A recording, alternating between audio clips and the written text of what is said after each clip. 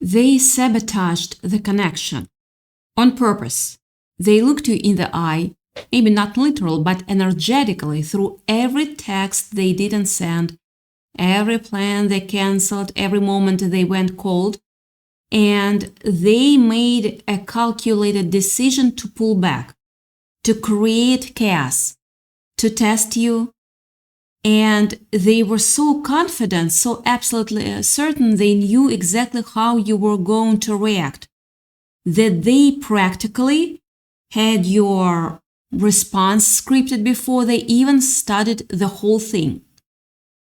They thought they knew your breaking point. They thought they had you figured out.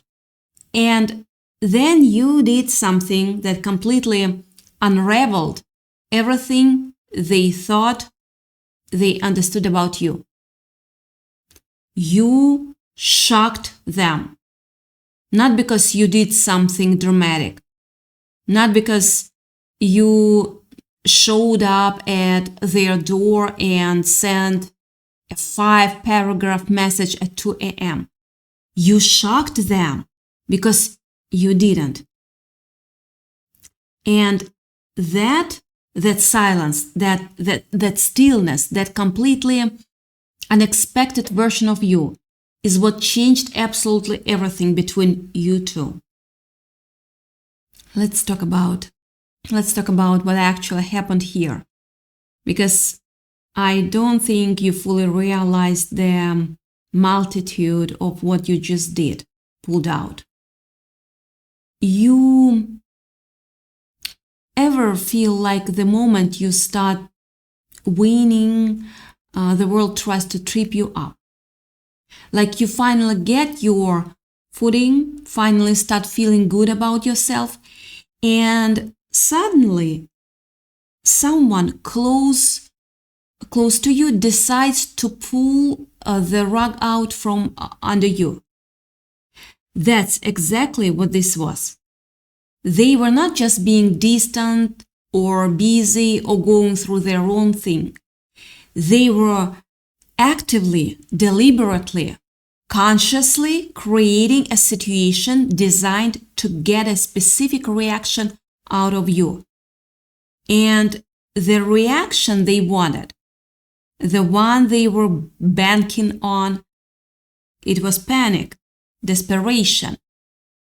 The version of you that would drop everything and come running, that would send a triple texts and show up at their door and beg them to tell you what was wrong.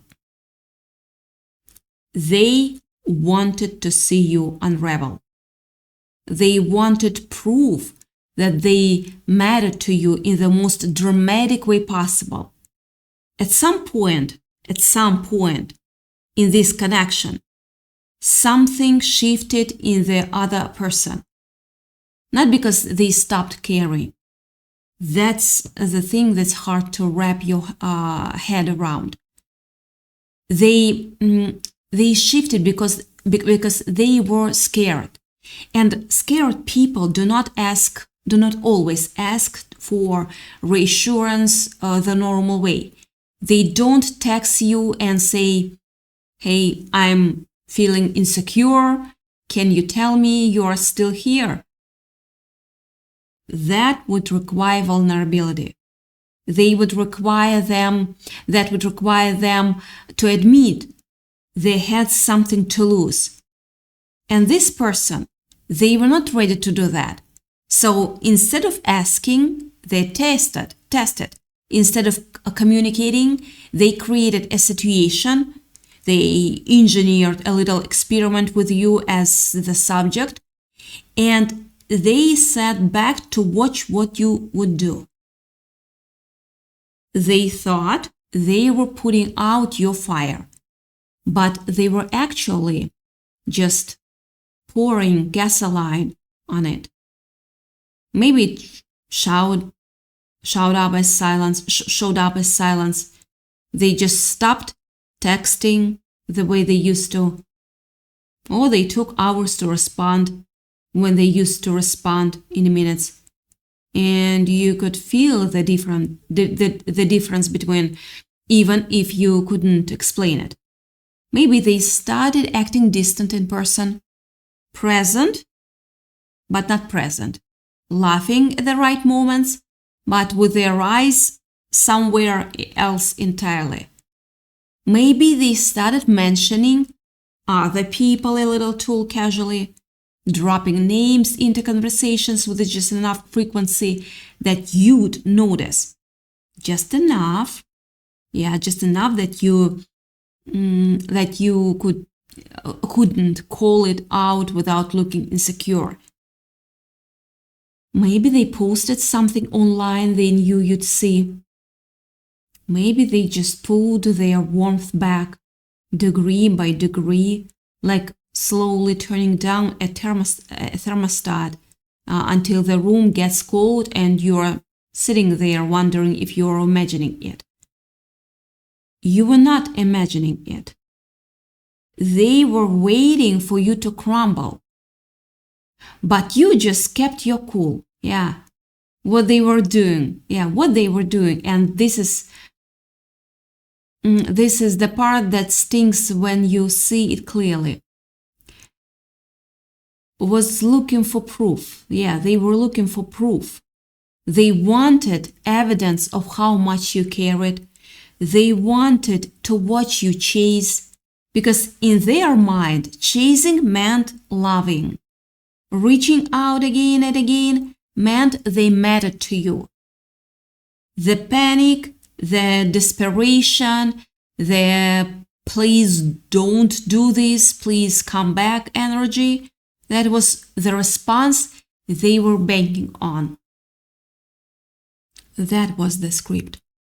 They had seen that version of you before, maybe in this relationship, maybe in a moment when you were less sure of yourself, and they filed it away. They thought, if I push, they will run toward me. If I go cold, they will show me how warm they can burn trying to get me back. The silence of your success is louder than their loud sabotage.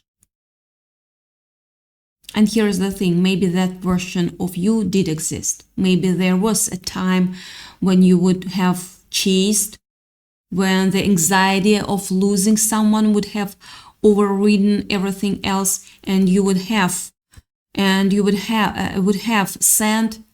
the texts, maybe the calls, show up, done the things. No shame in that. No. That's what happens when you love someone and you are afraid of losing them, and you haven't yet learned that chasing someone who is running from you on purpose is not love. It's a trap. It's a trap. But something changed in you. Something quiet happened somewhere between the last time they pulled away and right now.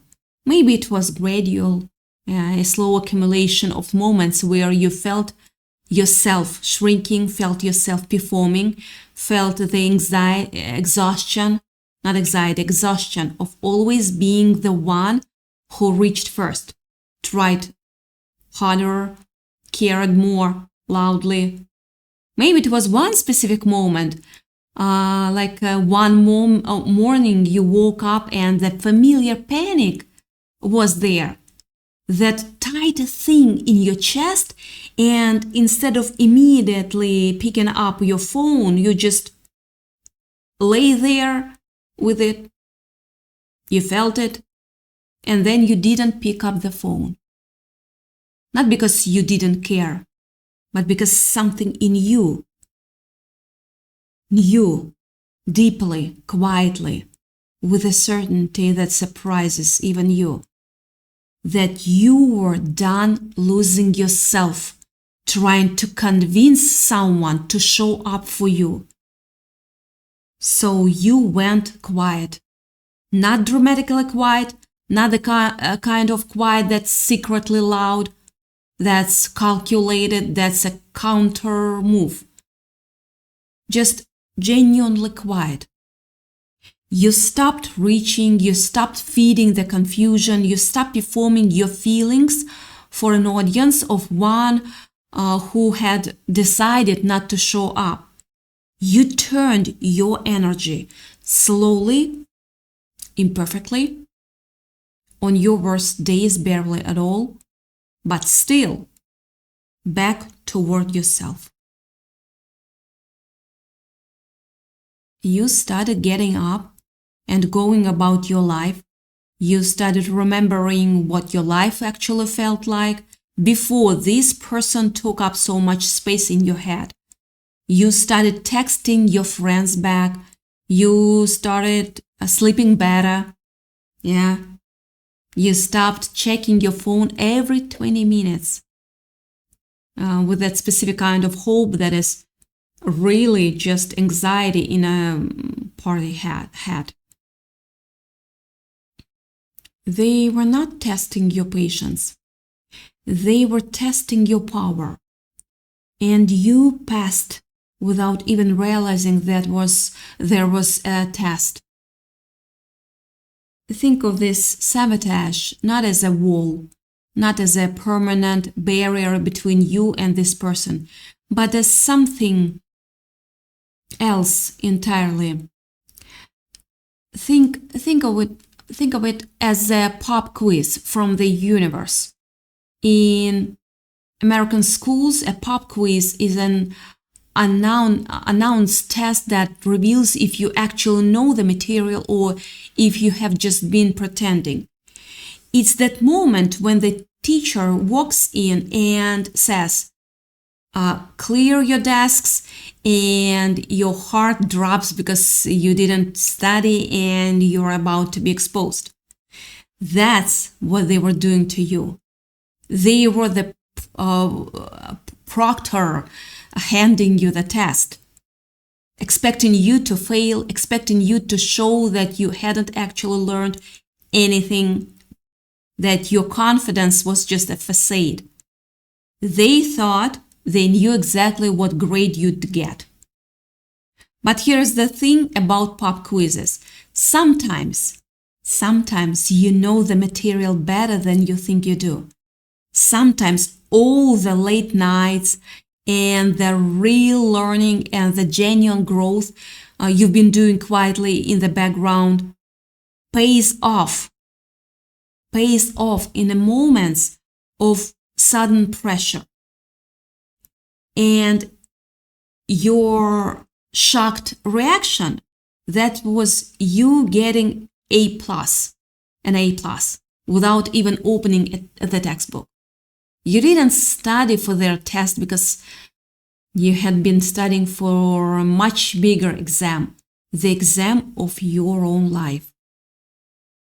Yeah, the best part, you didn't even give them the reaction they were thirsty for. They thought you'd be devastated. They thought you'd spiral. They thought you'd come crawling back with your tail between your legs and your heart on your sleeve, ready to accept any crumbs they were willing to throw at you. Instead, you just lived. You just kept going. You just showed up for yourself in ways you never had before. And that, right there, is what broke their entire script. You are operating on a level they cannot even perceive right now. They are still back in the old game, the game of push and pull, of testing and reacting, of manufactured drama and predictable outcomes. And you've already left that game behind. You are not even in the same stadium anymore. And they noticed. Oh, they noticed. Yeah, immediately. Because here is what a person who runs tests doesn't account for. The possibility that the subject of the test will simply opt out of the experiment. They didn't build a plan for you not playing alone. Every scenario they had imagined involved you reacting, responding, reaching. And suddenly there was just nothing. Silence on your end. A life being lived without apparent reference to them. And that silence hit them like a wall. Why aren't they reacting? That's the question that started living in their head. They picked up their phone to check, looked at your last message, the timestamp, the whole conversation, refreshed things that don't need refreshing, checked whether you'd been online, pulled up your social media and scrolled through looking for signs. Were you sad? Were you sad? Were you fine? Were you moving on? Were you with someone else? Were you thinking about them at all? And that infuriating, destabilizing, completely unfamiliar answer they kept arriving at was that genuinely couldn't tell. Yeah. For maybe the first time in this whole dynamic, they couldn't predict you. And that terrified them in a way that no amount of chasing ever could have. Let's be real. They didn't expect you to walk through that fire, with a smile on your face, because when you were chasing, they felt powerful, they felt certain, they had proof you needed them. And that proof was something they could hold onto when their own fears got loud. But now they had nothing to hold onto. The certainty was gone, and in the absence of your desperation, something they had been very carefully not thinking about started getting very loud. The possibility that they might actually lose you, not as a hypothetical, no, as a real, happening, present tense thing. This wasn't a setback. It was a setup for your next big move. They were playing checkers while you were playing chess.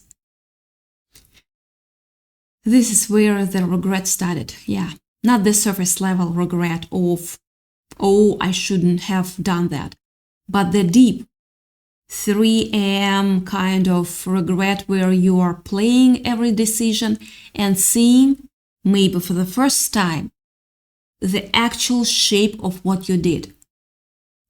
They started thinking about the specific things they'd done, the messages they'd left unread, the plans they'd broken, the coldness, the distance, the games, all the things they told themselves were justified, were self-protective, were just testing to make sure you were real. Started looking different from this angle, from the angle of potentially having actually lost you. Your lack of reaction was the ultimate plot twist in their little game. And what they started realizing slowly and uncomfortably is that everything they had used against you was actual evidence of everything good about you. Your patience wasn't weakness. It was extraordinary. Your willingness to keep showing up, to keep trying, to keep offering warmth, even when they were being impossible, that wasn't something they could easily replace. They thought it was a given. Yeah, they thought you'd always be there. They thought your love was something they could store in a cabinet and come back to whatever they felt it like it. And it would always be exactly where they left it. It wasn't. It wasn't. Because you are not a cabinet. You are a person who got tired. A person who finally chose themselves. And the version of you that exists right now, the one who isn't chasing, isn't begging, isn't performing devotion for someone who manufactured reasons to doubt it. That version is the most powerful you've ever been in this dynamic. You probably don't even feel that. Feel powerful. You probably still have hard days where you miss them, and the missing is sharp and specific and ridiculous in the face of everything. That's real. That's real. You can miss someone and still be done participating in what they were putting you through. Both things are true. And here's what's also true. The dynamic shifted. In a real, energetic, measurable way, the whole thing flipped. You used to be the one hoping they'd show up. Now they are the one hoping you haven't already gone. You used to wonder if you were enough for them. Now they are walking around every day wondering if they were enough for you and coming up with answers that are keeping them awake at night. They were trying to get a rise out of you, but you stayed grounded. You didn't lower yourself to their level, and that's why you won. There is a specific kind of thing that happens when someone who built their sense of control around your reactions suddenly cannot read you anymore. They start questioning everything. Was any of it real? Did I make this whole thing worse than it needed to be? Was I so afraid of being hurt that I created the very thing that I was afraid of? Those questions do not have easy answers. And this person is sitting with them right now, probably trying to figure out how to come back to you without admitting how thoroughly they miscalculated, which is hard. Yeah, when you have an ego. And this person has an ego, huge ego. They want to reach out. They think about it probably more often than you'd expect, probably in the middle of completely unrelated moments, driving somewhere, sitting in a meeting, laying in bed at night. And they think about what they'd even say, how to explain themselves, how to start a conversation that acknowledges what happened without fully admitting that they were wrong. Because pride is a stubborn thing, even when everything else in you knows you were wrong. They thought they held the keys to your happiness, but you changed the locks. So they talk themselves out of it for now. They overthink the opening line. They imagine how you might respond, and they terrified of it. They almost type something and then close the app, and then 10 minutes later they are back at your phone profile again, looking for clues. Meanwhile, you're out here living imperfectly, some days barely, but living.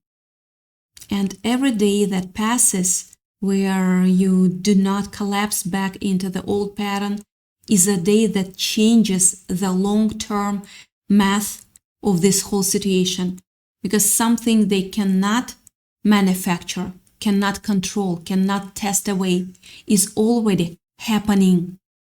You are becoming someone they are going to have to earn, not because you decided to play it cool, not because someone told you to make them chase you, but because you genuinely, actually started to remember your own value.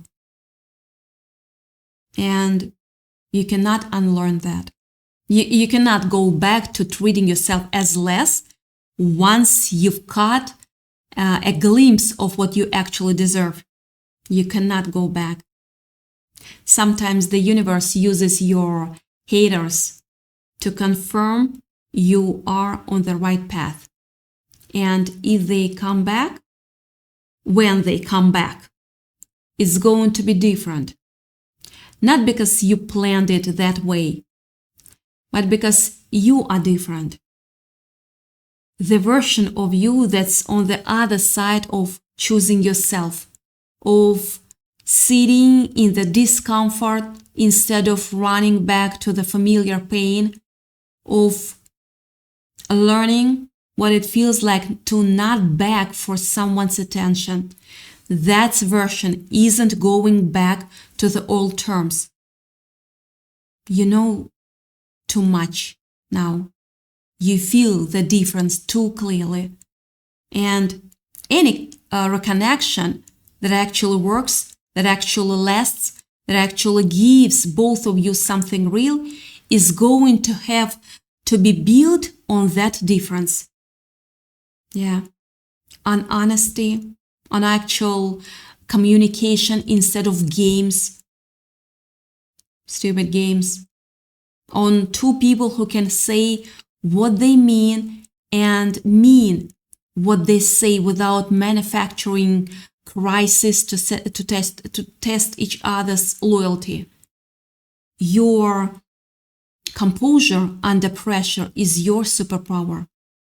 You didn't plan to shock them. You just got tired enough and brave enough and quietly strong enough to stop performing for someone who was supposed to just love you back.